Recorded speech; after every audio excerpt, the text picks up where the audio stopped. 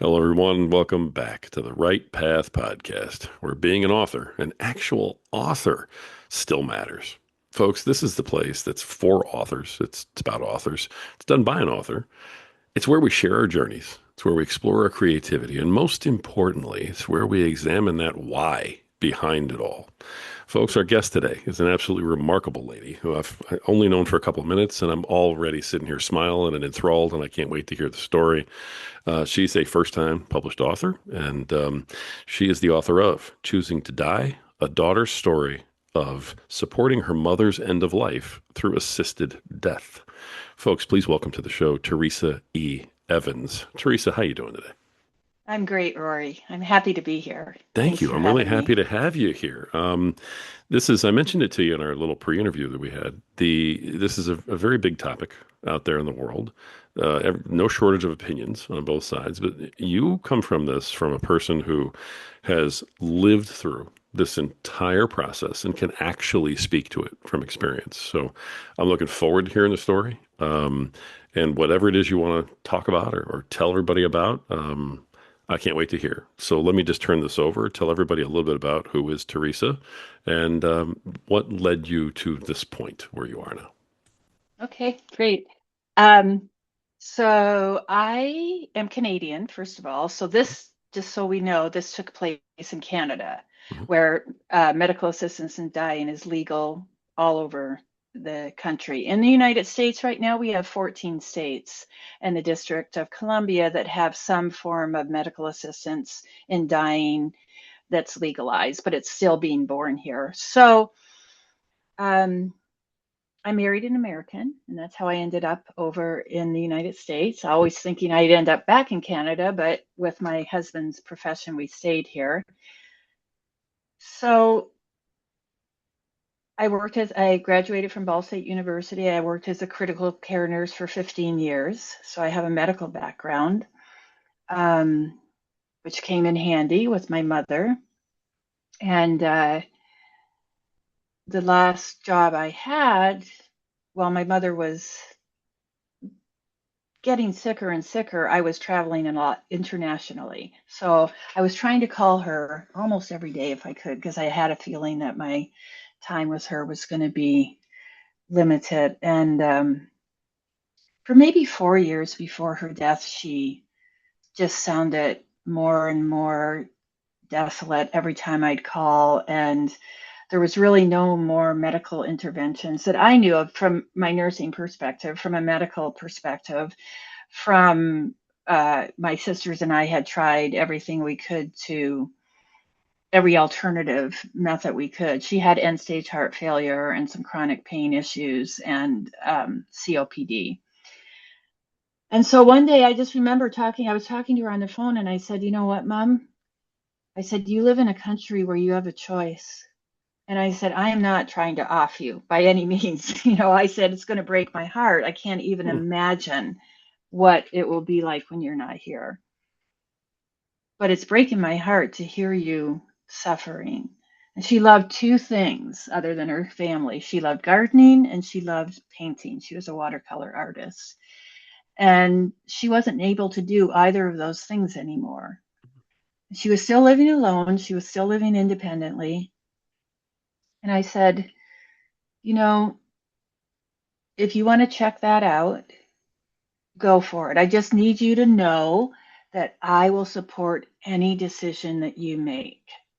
I just felt like it needed to be said out loud. Had anyone ever said it out loud that she had an option that she might not have considered? And quite honestly, Rory, I didn't think she'd do it. I didn't think she'd actually, but we always feel, I mean, the worst feeling you can have is being trapped, right? Sure. And the research shows actually that once people have made a decision to access medical aid in dying, they don't always use it, but they actually have a better quality of life because they stop worrying about how they're going to die. They don't have to worry, am I going to suffer at the end? Is it going to be even more painful? How long is this going to go on?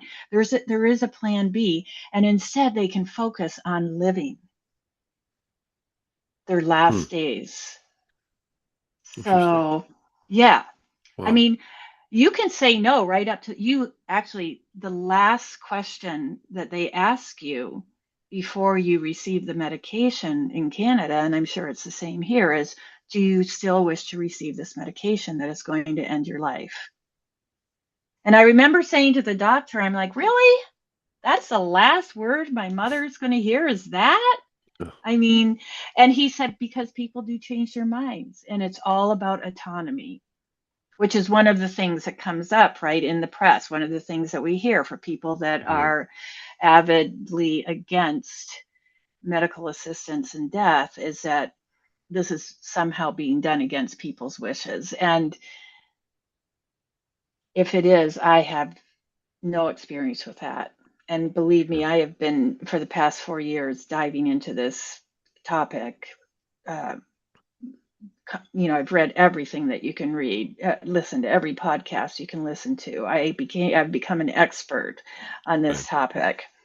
But anyway, my own mother, it's one thing to have these theoretical conversations, but then when your mother calls you and says, "Yeah, I'm going to do it.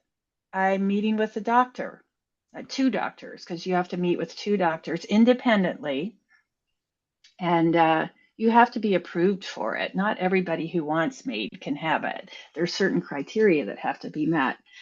So when she decided that she was going to go for it, it was, it was a blessing for me. It was a really hard time because it was right at the peak of COVID, Oh, wow. and I lost my business. I was a subcontractor for a company out of Colorado, and I traveled. That's all I did was travel and teach extensively all over the world: India, Australia, the UK, all over Canada, and the United States. And so that came to a screeching halt with COVID, and it felt like such a dark time all the way around. And yet I was like, wow, I'm going to move in with my mom. I'm going to go spend as much time as I can with my mom before she leaves. And so that was the Hmm. blessing of COVID for me. Um,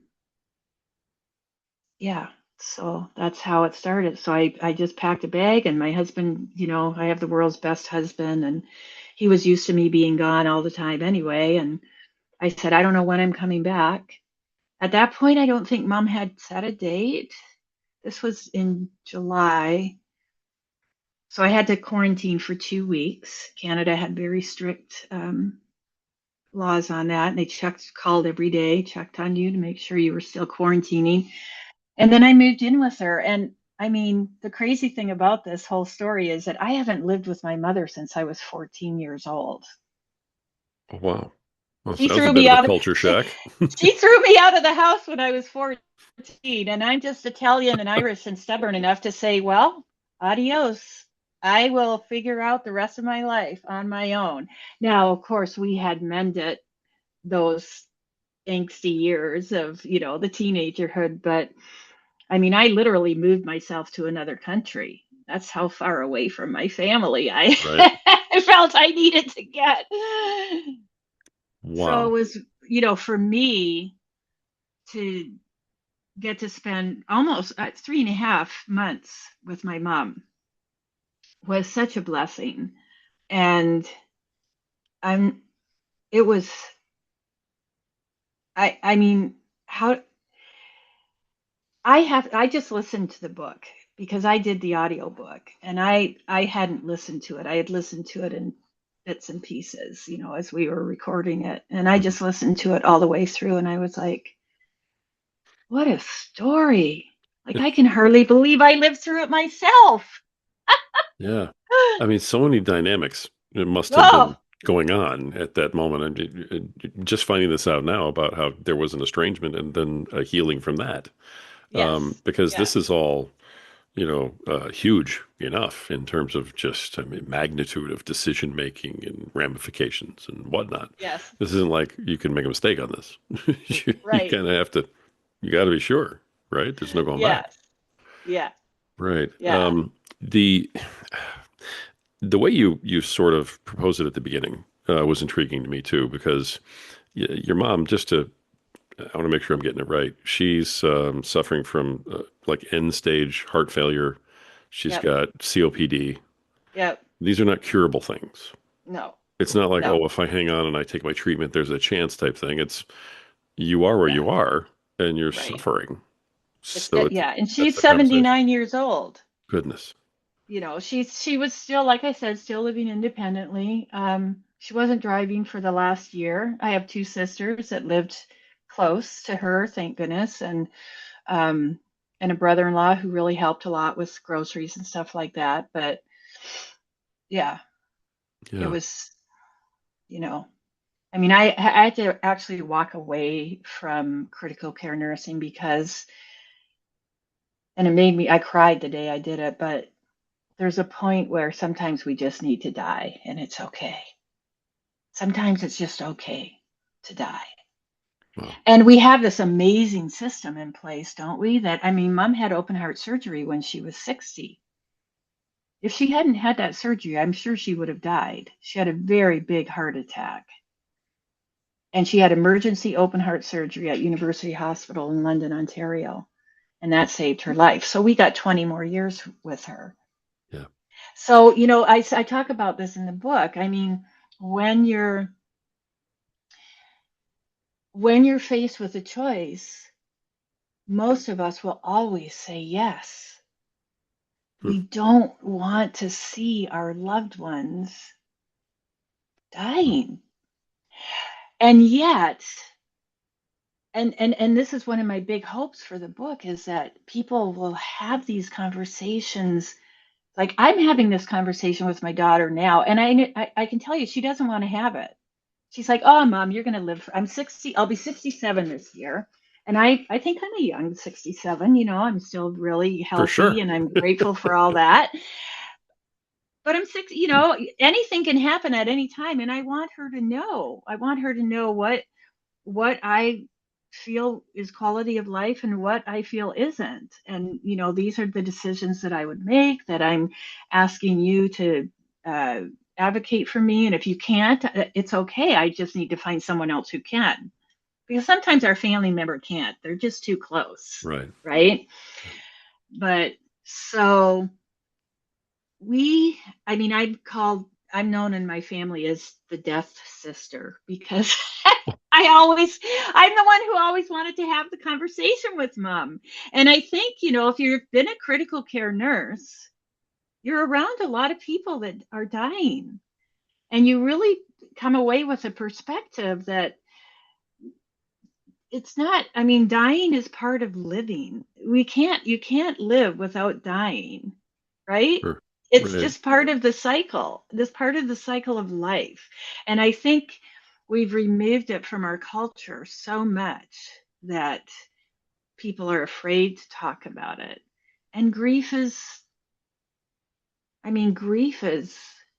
there were moments that I thought I was going to break in half, but it's still never that experience is a different experience than what my mother needed and was going through.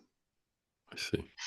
Right? So Yeah. her job was not to take care of my grief. My job was to help take care of her ending. Wow. When you mentioned that about you're known as the death sister, Yeah. are these your siblings that are giving you this name? Yeah, and my mother.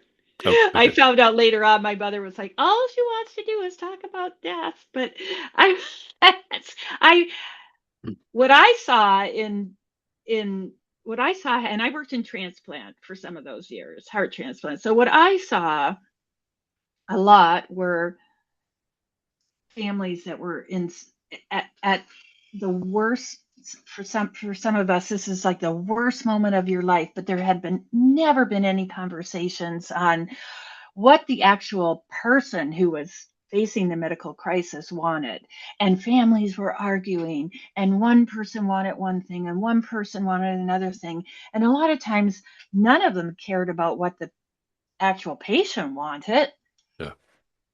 And so I wanted to make sure that my mom didn't have that experience. I wanted to make sure that I knew what she wanted. Hmm. I mean, when she had open heart surgery, she wanted open heart surgery. That was her choice. If she had said, even at that age, I don't want to have open heart surgery, I would have supported her. I don't get to make these choices for her. Right. So, I mean, I get the way that we're presenting it right now is this sort of reclamation of some semblance of control on things Autonomy. that you've had no autonomy or control on because you've just been the victim of, and the person Yes. that things are happening to. So I can Yes. see the empowerment that can happen there, and in Yes. terms of that. But I am curious as to your siblings. Did they share your feelings, or did they think, "Wow, this is not the way we should go"? And how did that go with you and them? Well, no, my sisters and I have two, I'm the oldest, and we're all very close in age. Italian Catholics, right? Boom, boom, boom. Let's have babies one after another. So they were on board with it. I mean, we had moments of reckoning. I mean, first of all, you got to think about this. We had not lived close together for 50 years. I mean, I would go visit them once or twice a year and spend a week or two with them, but to actually come together at this very intense time, and it was a very intense time. And I would say, but as far as the choice to access MAiD, all three of us were totally okay, Mom. If that's what you want to do, we're going to support you in this. And that being said, I talk about this in the book, and let me tell you one thing. First of all, let me just show you guys the There book. you go. Show that book. So That's right. beautiful. Look at the beautiful illustration. So yellow snapdragons were my mother's favorite Oh, flower. okay. And as I said, my mom loved gardening. And when I got there, she asked me if I would put her garden to rest for the season for the last time, which honestly was such a honor that she would ask me to do that. So I spent a lot of time in her garden. She had a beautiful garden. And as I worked in the garden, I was just seeing how nature was mirroring everything that my sisters and my mom and I were going through. All of the metaphors of life were just talking to me through the plants. And so when I decided to write the book, I'm like, I'm going to write the book through the lens of botany. And each chapter focuses on a different perennial. And as I'm telling the story that we're living with my mother, I'm telling it through the lens of botany. When the Hmm. seeds drop, what rhizomes do, what petals do. What is the sepal? The sepal is that, you have your flower petal and then you have your green, you always have, like, say, if you think of a rose and you have your rose, and then underneath that, you have the green sort of cup that the petals sit Right. in, Yeah. and then the stem, right? So the sepal is the support system for the flower. So I thought about that as far as my sisters and I were the sepal that was holding mom up as she's going through this experience. So I started seeing everything in nature was just speaking to me through the story that we were living with mom. Now, I talk about how in nature, timing is everything, right? And so it is with people, and so it is with families. And oftentimes, one person's timing is different than another person's timing. And so those were the kinds of moments that caused all of us to have to stop in our tracks and say, okay. So, like an example would be my mom. First of all, she decided to die. She's like, when should I die? When should I do it? And I'm Wow. like, I don't know, Mom. It was, I said, why don't you do it on your birthday, November 15th? Why don't you go out on the same day you came in? I mean, what the heck? Who knows? And so she decided to do it on her birthday, November 15th. And so August, September, October, I was living with her. We were together and through till November 15th. And I mean, we did everything. We turned it into a ceremony. We did everything that I took her on a fossil hunt like 2 weeks before she died. She loved fossils. She loved fossil hunting. It required a lot of equipment, but we did it. We did it. So all these bucket list things we did. But one of the things about that Mom wanted was to make sure that all of her ducks were in a row. She had come from a very harsh childhood. She was raised in the Children's Aid. She didn't know her family. She had been abused. She had married my father when they were 17. I mean, all of this backstory is in the book. But to I only say that to give you a sense that my mom had a complicated backstory. The fact that she could even be as much of a wonderful mother as she was is a miracle to me because she never had modeling like Hmm. a lot of us do. Yeah. And so, I say that in the preface of the book, there's a point where I say um, the the tricky part with Mom is that you never knew when she wanted to be the mother or the child, right? Hmm. So this was a kind of a dynamic that went on for all of our lives. And part of that was because she never really got to be a child, Interesting. you Okay. know? She never got to be a child when she was a child. So, but anyway, she was so proud that she had this house, that she had something to leave her daughters. And so she wanted, before she died, she wanted all of her possessions gone. She wanted, I mean, the house was, we reset the entire house. We prepared it for sale. She interviewed like a week before she died, she interviewed the realtor, got the realtor on board, set the price, took care of all of that stuff. She said, "This is not my house anymore. I don't want you girls to refer to it as my house. It's your house." So back to the timing issue. Yeah. I have one sister whose job is to help people settle estates. And I myself am sort of a purger.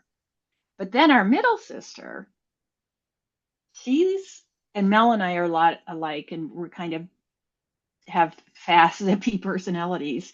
But my middle sister, she's slower to make a choice. And she's definitely more private. And um, there was a point where we were selling off Mom's stuff that and I could see, I could see that it was really upsetting our middle sister because in her for her it was, why are we doing this now? Why do we have to do this now? Yeah. Can't we do this when Mom is gone? And so rather than, I mean, like, and you know what it's like when you're in the heat of of such an intense situation. We could have just, at that point, we could have, any little thing could have broken us apart. But we had Yeah. decided that we were going to not let that happen. And so all it required was an acknowledgement. Okay, that's how you feel. I totally understand that. Let's talk to Mom. This is what we feel like we're doing, what Mom wants. So let's have a conversation with Mom. Maybe we are doing this too fast. And so rather than just getting pissed off at each other, we we kept taking these moments as they came up to take a breath, Right. pause, respect each other. Nobody's timing is right or wrong or better than the other person's. It is what it is. And we just kept deferring it to Mom. What do you want, Mom? Yeah. What is it that you need from us right now? Love that. Because we Yeah. had, the first week, and the whole thing is written out in the book, and I'm not going to give the whole book away, but we had a major blowout the first week. As a matter of fact, I almost left. Wow. it might have been within the first 3 days Might have been a whole that different book. I would have been a whole different book. And I and we were all a part of it. My sisters and my mom. I mean, just all of all of our worst unresolved issues, of course, came up because I mean, I owned a yoga studio for 14 years Yeah. and I taught yoga and I still feel like that is my guiding philosophy, the yamas and the niyamas, right? And one of those is tapas, which is you're walking through the fire. And we were in the fire. And when you're in the fire, you want the things that aren't necessary need to burn away. Let them burn away so you can show up as the light, bright version of yourself. And so um, I can't even remember. I honestly don't remember what caused it, but I just know that we were in the living room. It was like the four of us in four corners of the living room, and everybody had their heels dug in. And even my mom, and she's like, if you girls don't get along, I'm going to call the doctor. No, so this was in September, right? If you girls don't get along, I'm going to call the doctor and I'm going to move this up until this week. And I'm like, Mom, you can't frickin' threaten us with That's your assisted death. That's bullshit. wow. Wow. We all left. We all left. I mean, we just went to our respective, mom went to her room. I went downstairs to my room. My sisters went home. And I thought, you know what? I'm not staying around for this. This is the same shit that I left 40 years for. Right. It's not. And I actually got my suitcase out. And I like to think I've matured somewhat in 45 years. And I thought, I'm like, Therese, you can leave because again, we need to know that we have an out.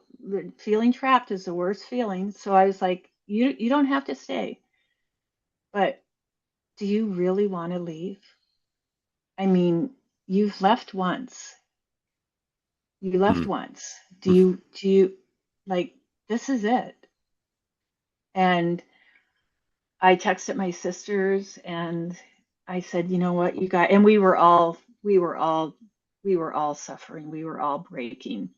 Yeah. And I said, you guys, let's let's come back together, but let's not use words. Let's not talk because words are not our friends right now. Let's just feel each other. I mean, it brings up a lot of the emotion that was there at that moment. It was like such a profound thing that was happening. And our nervous systems were all trying to figure out how are we going to show up for this? How can we possibly show up for this? Yeah. And we came together and we just held each other. We literally just held each other and we sobbed out for I don't know how long. All of just the emotion, the tension, the angst, and then we went in and we, laid down with mom, and it was sort of like in that moment was when we decided as a family, we're in this. We can do this, and we're gonna do this for mom. Wow. Yeah. It through most of the story, it sounds like you've sort of taken the lead with a lot of this in terms of like suggesting it. And is that how it was with your sisters? That you were kind of I'm taking the the lead in oldest. this topic? Yeah. Yeah. I mean, maybe of course I like to think that we all made every decision together as a group, but you should probably would have to ask them. Ask them. Well, the thing that sort of stood out to me was that a lot of people have to deal with this sort of thing. Maybe your sisters found themselves in this position. They have to deal with this sort of thing without all the training that you've had. Because, Mhm. I mean, you're an RN, you're a yoga instructor, you're a Mhm. somatic educator. Yeah. These are things that help you not just learn, but embrace the, Yeah. you know, pause, take a breath, Yeah. scenario. I mean, that's actually a very serious thing to people who don't know that. That's Yes. a very, Right. very serious couple of steps to folks who know anything about what you have studied. So you're Yeah. walking into this with a background of how do I sort of, I don't want to say control, but how do I sort of frame and guide my way through this emotional trauma? And Yes. a lot of people have to deal with this are walking into it going, now what? Um, Yeah. yeah, I don't know if that was something that you had to deal with maybe with your sisters, and if so or if not, how do people who don't have that kind of background walk into this and even begin to make sense of it all? I, yeah, I mean, I don't know. I mean, I don't know. That's fair. I really don't know what the answer to that is. I think that from the great amount of reading and listening that I've done around MAiD, I'm going to call it MAiD. Okay, Sure. that's medical assistance in dying. Right. That's the term that they use in Canada, and so. Um, More people than you would suspect learn how to, excuse me, learn how to show up in ways that they never thought they could. Hmm. And a lot of people take this and turn it into a living ceremony, a celebration. And so this is one of the big fads right now, right? Living funerals. Have the funeral before the person dies.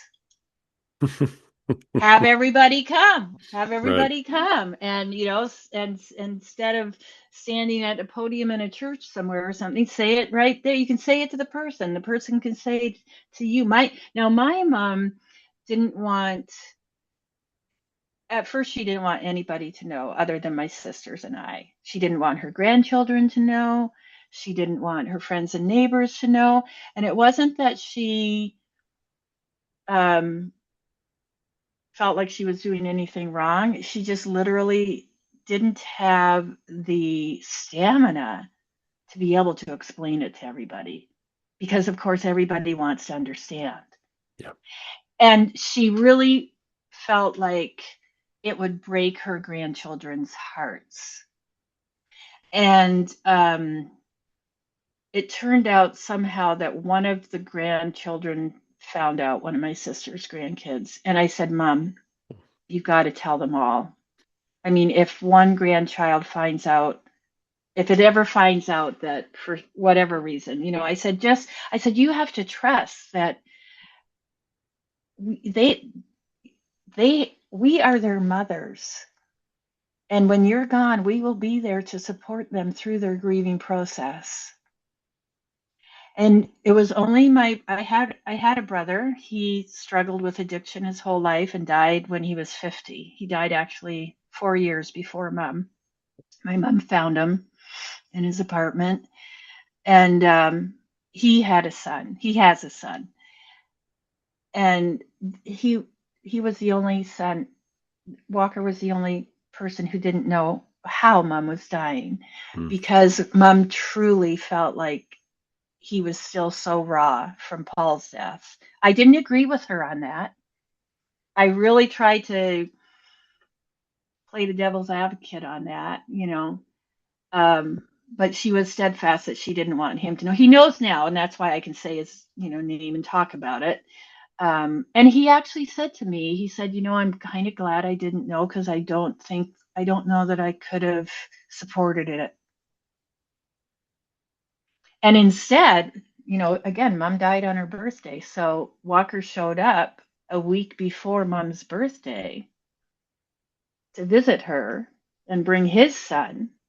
And of course, he comes walking in the house with birthday presents all wrapped up, and he has no idea that literally in 6 days, mom's going to be gone. And I mean, it happened the way it Wow. happened, right? He's Yeah. fine. He's fine. I've made sure of that. Yeah. Um, so I don't know, everyone, the doctor, we had, the doctor was just amazing. John Clifford. He's retired now, but he said when he walked in the morning of the provision, that's what they call it, is a MAiD provision in Canada. Um, of course, we had transformed the house into just a sanctuary. There was twinkle lights everywhere. There was an altar that we had set up with crystals and Mom's favorite. Mom and Mom was Catholic, so that's another whole thing that we can talk about, right? Yeah, right. But we had everything in place, and I remember he walked in and he just was like, oh, "Daughters are wonderful. You girls have done well." He said, when I show up to do a provision and it's only sons, a lot of times they're sitting in the living room, or standing in a corner of the room while I'm administering the medication. And, but not to say that not men aren't capable of showing up in a different way, but we've never, for a long time, we didn't promote that in our culture, did we? The women were the keepers of the heart aspect and Sure. all that kind of stuff. So, Yeah. Men are taught to um, sort of not feel. So, yeah, it's how we exactly. show up. Right. Yeah, and you Uh, can imagine. I mean, mm, when you are put in the most intense situation of your life, the I the worst version of yourself is going to show up. I mean, everything that you haven't come to terms with is yeah. getting pushed to along with all of the tools that you've learned and cultivated and developed over the years, Right. right? And hopefully those are stronger than those other old patterns. Yeah. Hopefully. Let's just keep that in Hopefully. quotes. Hopefully. Yeah, As if hopefully. the oh my goodness. There's so much. I only have, the time I have, and there's so much to talk about. But folks definitely need to get the book if they want to hear this whole story and find out, the whole bit about it. But the topic is so incredibly relevant. You're coming at it from a very, very thoughtful place, an empowering place, and I think it's important for people to know that as they're looking at, considering the book. This is a unique type of story in that I haven't seen a book like this out there yet. There may be one, but it hasn't crossed my table yet. But in terms of that, I think the question I would have had if I hadn't talked to you about this earlier, I would have been like, how was the publishing aspect of this to get this story out? And sort of, did you run into any resistance on that? And what'd you end up doing? So maybe address the publishing part of this. Well, I like I said, I was a subcontractor for a company out of Denver, and I taught somatic movement and clinical trainings all over the world. And so I taught a lot of weekend workshops in between the larger trainings. And I was in Portland and I had taught a 3-day workshop. And at the end of the workshop, a gal walked up to me and she said, I feel like you might have to say something to say in writing one day. And I help people publish books. And she handed me her business card. And, she said, here's my card just in case. So that was 10 years ago, 12 years ago. And I don't know why I even kept that card, but I kept that card. And I took a, I took a, I mean, when I got home from Mom's, I was exhausted. I had lost my mother. I had lost my business. The world was suffering with COVID. It was a lot. I was just exhausted. And I said to my husband, I don't have it in me to start another business right now. I just need to rest. And um, so we have a wonderful Right on Door County writing program, and they were offering it was a 12-month program, meeting once a month, writing this for women, writing the story of your lives. And so I thought, oh yeah, writing would be good. I'd always journaled, and actually during that whole time with Mom, I'll just give you a sense of like what my journal looks like. But I decided to keep a journal. So, like, I kept a journal. So, there was writing all the way through that guided me, Uh, um, my writing. And so, I've always loved journaling. So, we were given a prompt of water, and we were told to write for 15 minutes. It could be anything, but just the word water. And the thing that came to my consciousness, so this would have been in January. Hang on, was that? It was close enough that Mom was still very much in my consciousness, right? And this is what I wrote. I wrote, my mom is drowning. Coarse, wet rattles announce her inhalations, followed by incomplete and ineffective imposters posing as exhalations. Her hazel gray eyes glisten as they fix on mine, and we spill into each other the way mothers and daughters sometimes do. An enduring contract sealed with our shared DNA has lasted a lifetime. The bounty of stored memories now and then blurs who is a mother and who is a daughter. Her eyes plead with me. Make this stop. You can do it, Theresa. You can do anything you set your mind to. I've watched you do it your whole life, dear. I scream a silent protest, but I don't want to be the oldest daughter right now, Mom. I know there is no amount of setting my mind to it that can repair her tired and broken heart. I only know one way to make this stop. But now is not the time for a life and death conversation, something that rarely happens when the living is easy.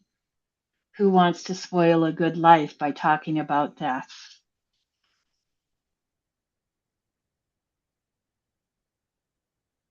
Well, I could see where this came from. Yeah, for sure. and Goodness gracious. that was the beginning. And so I wrote about 30,000 words, and I thought, I think this might be a book. I think I might be writing a book. And I had that business card from Bethany, a publishing partner, and I pulled it out of my desk and I just emailed her and I said, would you mind if I sent you something to read, and just, could you give me your opinion over whether you think this is worth developing into a book the way it feels like I want to, I should. I mean, not that I even needed her permission, but I was curious, right? And I mean, she said, I never read anybody's writing like 30,000 words when they send it. I kind of skim, and she's like, yes, this is a book. This is a book and you must write it. And she loved my writing style. And so I hired her. Again, remember, I wasn't working. I didn't have a lot of money at the time. So my sister generously helped me, and I hired her as a consultant just to, so I think it's either 200, was it $500 an hour or $250? It was a lot. Anyway, it was a lot, but she was Yeah. willing to break that up into 15-minute chunks. And so I would just, as I was carrying on through the book, I would send it to her and she would give me her feedback. And then when it was done, and it's 260 pages, I think I'm not sure, 80,000 words, would that be? I'm not sure. Hmm. Um, anyway, uh, when I was done, she said, okay, our work together is done. You need to now go out and pitch this book. And that's when I started doing research on traditional publishing versus self-publishing. And I'm an avid reader myself, and I was thinking like milkweed would be a great, like this. I thought, when I thought about where would my book fit, I was thinking milkweed publishing, or like one of these smaller publishing houses.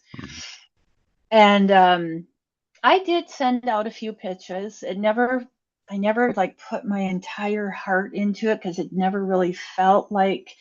And then I just asked Mom. I said, all right, Mom, this is our project. Okay. Help me figure out what the next step should be. And that, I swear, like within days, I got my copy of Writer's Digest, because I thought, well, if I'm a writer, I need to get Writer's Digest and do all the things. Check the box, And there right? was, right. And there was an article in there about a woman talking about self-publishing versus traditional, and she had done both. And it really, I mean, it gave me such a clear perspective on the pros and the cons of both, because there's pros and cons to both. But the biggest thing for me was I did not want to give away my work to a publisher. I wanted Right. to own it, and that was the deciding factor for me. Yeah. I really had no idea what I was getting into by making that decision, as far as all of the backhand work that I would have to do. But I decided to hire Bethany full on. She has this business called Publishing Partner. It's not a hybrid, but um, she will guide you through the entire process. I mean, she knows, like, I never heard of Ingram Spark and, KDP and all this stuff. I knew nothing about that, right? And I just knew I had lived this incredible experience and I wanted to get it out there. And I also decided that the project was worth really investing in. So I didn't want to do anything on the cheap. I paid for an amazing global editor. She happens to live in Australia, but I mean, I paid for a very experienced and skilled copy editor. I paid for the artwork. I probably invested $12,000 into this book. And I was like, okay, Therese, again, do you need to take out a loan? I was willing to do that. I thought I'm just going to borrow against my house to pay for Wow. this. It's worth it. I don't Yeah. care. I'm going to do it. And then I thought, you know what? It takes a village. It takes a village. And so of course, I was lucky because I had my somatic business and my yoga studio. So I had a mailing list of about 700 people that, I mean, it was much larger when I was actively teaching, but these 700 people had sort of been with me over a 20-year period. And I started a Substack. I do have a Substack. Um, and I just, instead of asking for a charge for the Substack, I just put it out there. I said, listen, you guys, I've lived through this most amazing experience. I'm writing a book. I've written a book. I if this topic is important to you and you want to see this book get out there, would you consider contributing to my project? Nice. And I would say, I think I got about $8,000. Most of it was $20, $50, $100. There was one woman who called me and asked me to meet her in a coffee shop, and she handed me a check for $1,000. She had heard about my project, and she said, "This is for Wow. my mother. This is for my mother who died a horrible death, and this is in hopes that your book will help that story to not happen again." And so I was able to just Bethany, and I said to Bethany, I said, "You're the leader. You're the expert. You're the expert in book writing. I'm not. I lived it. I can write about it. I'm smart. I can do what you asked me to do, but I don't want to sabotage this project. I want to be so careful with it all along the way. So I'm going to trust you." Hmm. And so we meet weekly. I mean, she's the one,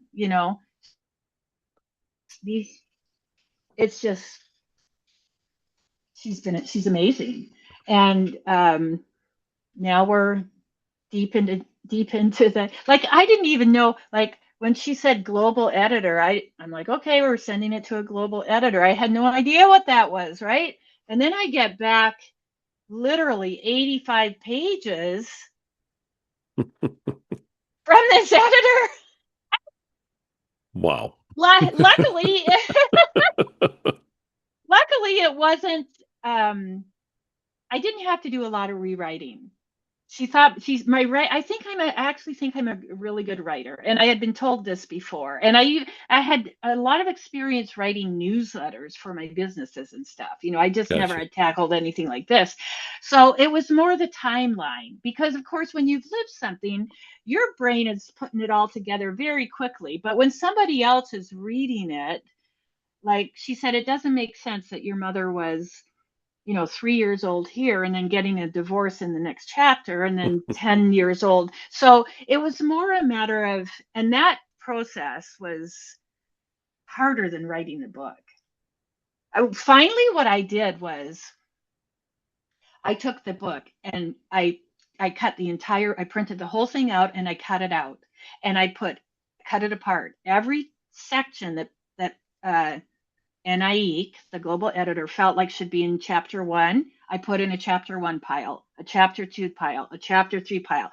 So and then my job was just to knit it together, which actually, once I figured out the plan to do it, it was amazing because for instance, this whole like golden thread that runs through the book now that wasn't there in the beginning came while I was knitting it back together.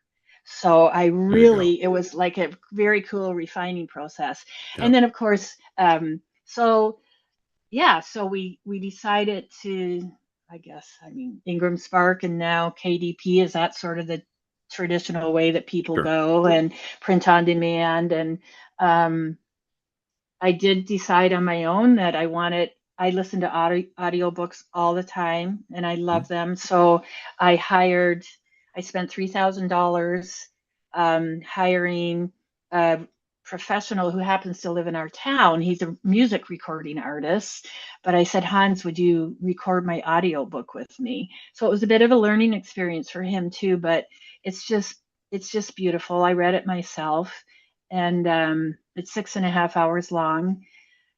Um, and so now I'm into the promotion part, which blah. This is fun. If I get to talk about it and have conversations like this with you, it's fun. But like getting to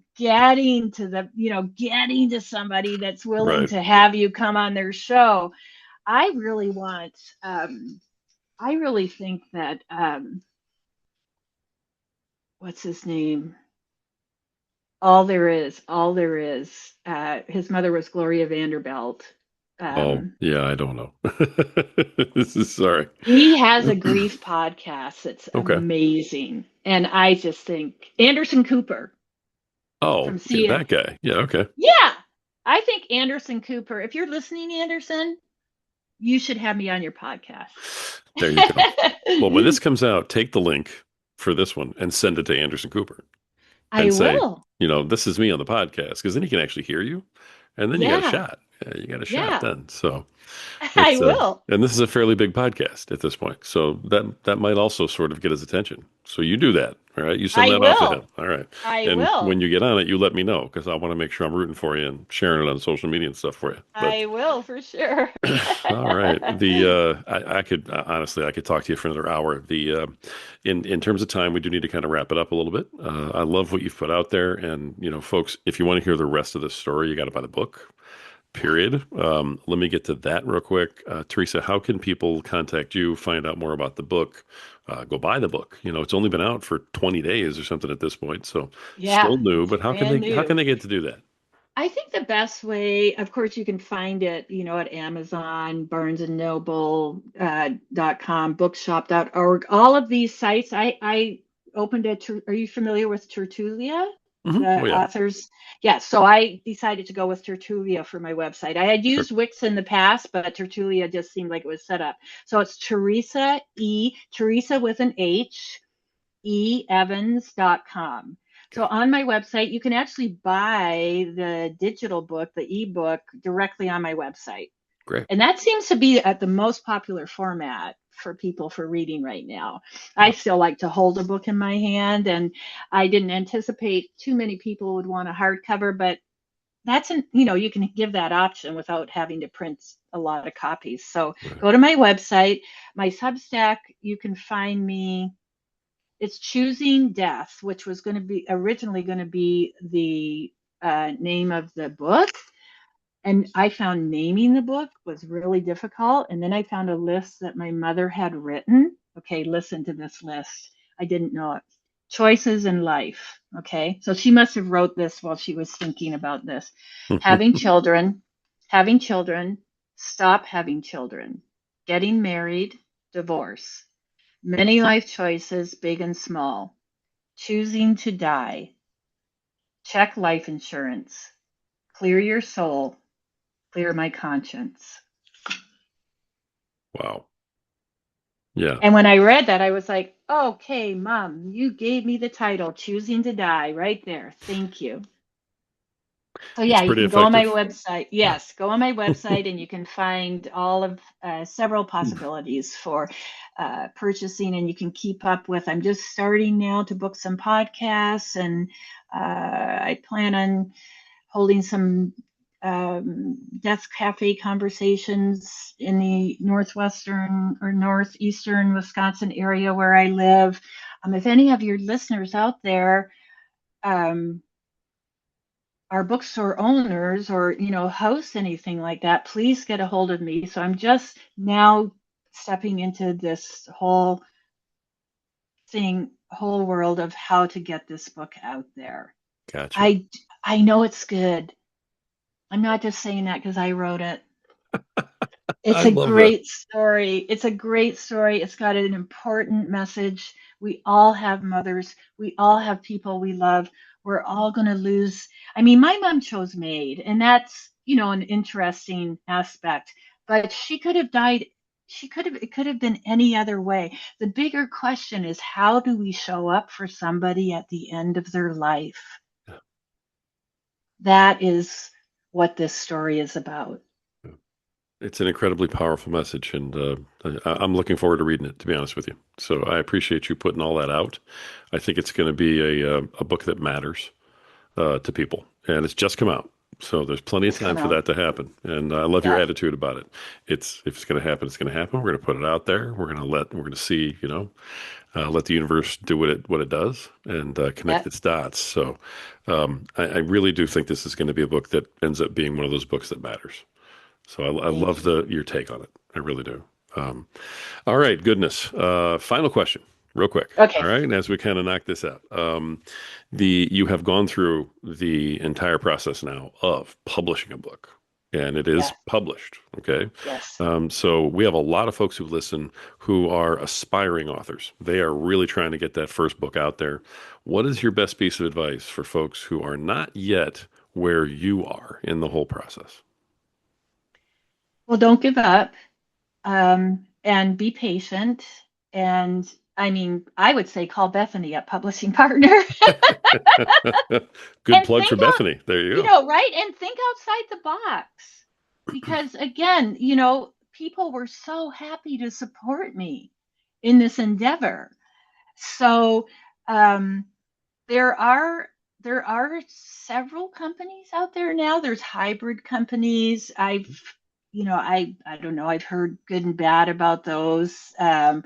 They it's going to cost about the same as what I invested. Now, Mhm. again, I invested heavily because I didn't have to do the audiobook. I didn't have to, I Sure. wanted this quality. So just do your due diligence, and you have to be patient. And honestly, there were moments, Rory, where I was just like, what the heck is what have I got myself into? Right. I mean, there were moments, and I think all of us go through, the more I've talked to authors now, is like my daughter is a beautiful ceramic sculpture artist. She just does amazing work. And there's always this moment where she hates the piece she's working on.